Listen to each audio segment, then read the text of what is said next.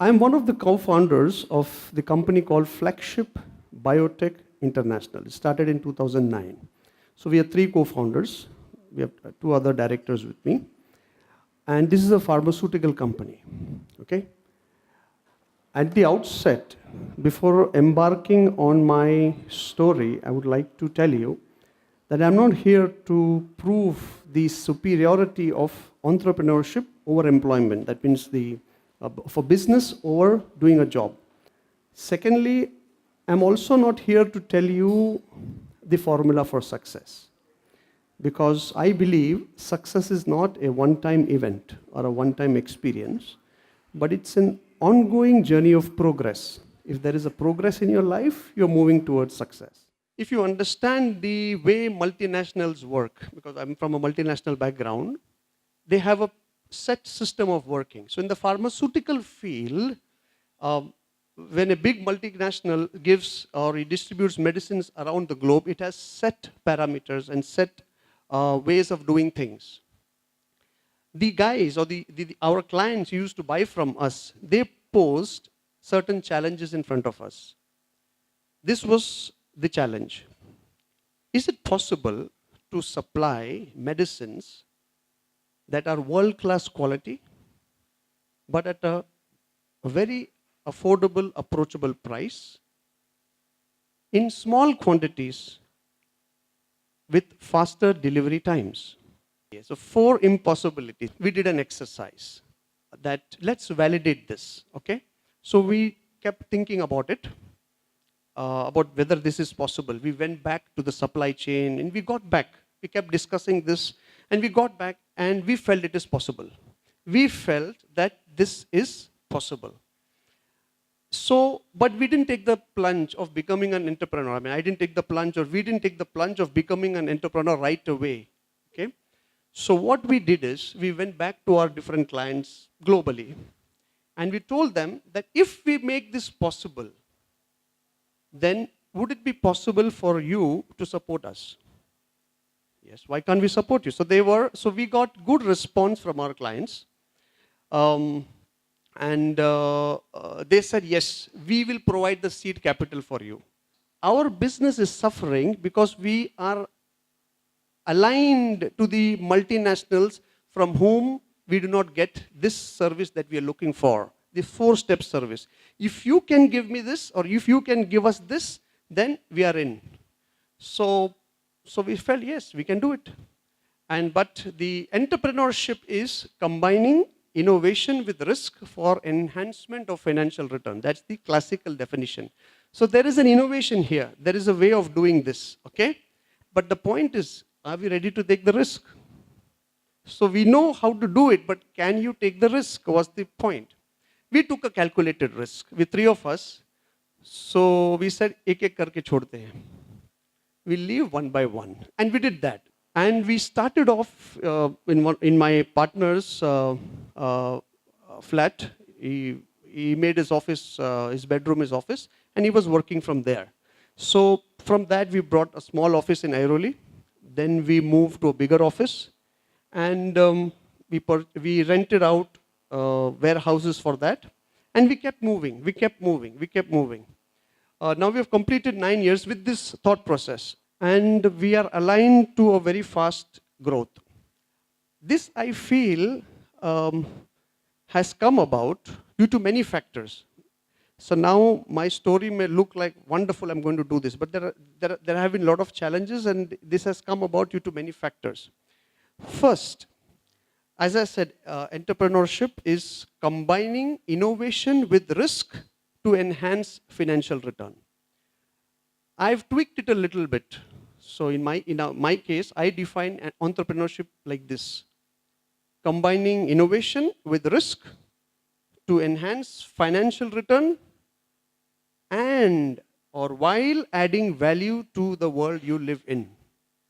And somehow down the line, we have understood one thing, that every business is a living being. Every business is like a living organism. The promoters maybe would be the heart. They are the guys who pump and give life to the business. And all the people, the managers, the presidents, the departments are like the brain, the lungs, the eyes, the hands and feet.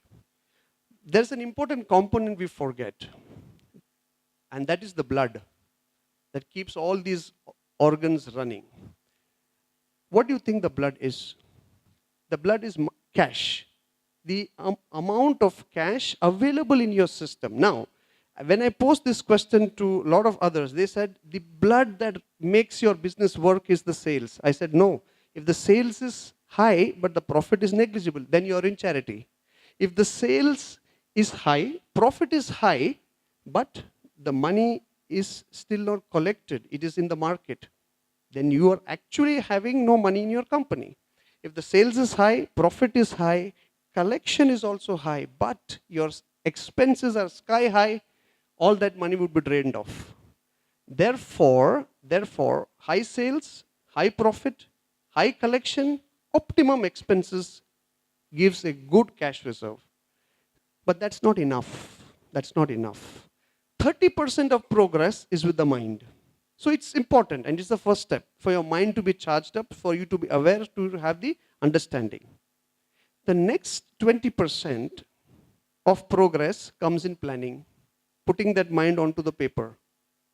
The next 20%, which also many people do, but still you're just at the average level. And that's what I feel many businesses fail.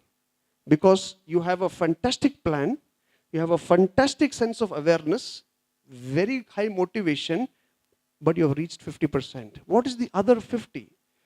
The other 50 in this war or this battle is execution. Practically, that's another game, or that's another world altogether. You might have the fantastic plan, but when you try to execute it, you keep failing. You just feel that your motivation was not enough, that your planning was not enough, whatever it is. But execution is the key. And I feel that this is the age of partnerships. This is not the age of absolute ownership. If you want to execute it, get the expert.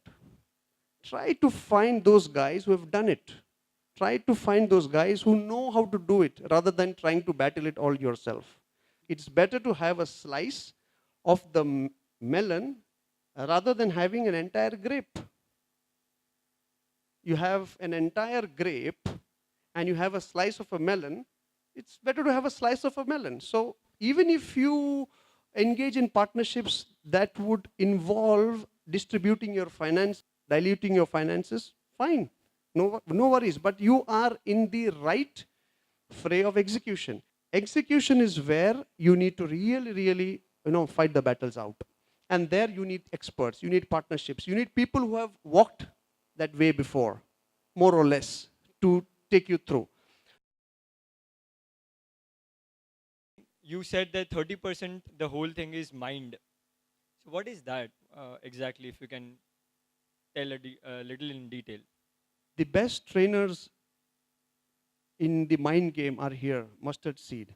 So they can create a good awareness. They can give you the reasons why you should do the thing you're doing. Okay? And that is very important. It's the first step, very critical. So if our mind is not having a positive outlook, a change in thought process, we are stuck where we are. Okay? That's about basically conditioning your mind towards moving from what you were to what you are. So, and this should be a progressive step, but it will not stop there if you do not take the next step of planning and execution. When you began, 3 people started off, right? One left and when the other 2 thought of coming. I'm not really sure if you are really lucky if you didn't reach this stage where you are like, we don't think it's working out. There are lots of issues. We don't know what to do. You get stuck at one point in time where, again, you need to rethink whether you still want to continue with that thing or you choose to go back. At that point of time, a lot of people get stuck. We youngsters, we are still new in the industry or business or whatever we are doing. What would you suggest for them? Like, how would you tell them to not lose hope and continue or figure things out? Because a lot of times there is overconfidence as well. How do you know that? So you need a team to work with. So you need founders and co-founders. So if you are all alone, it's a bit difficult.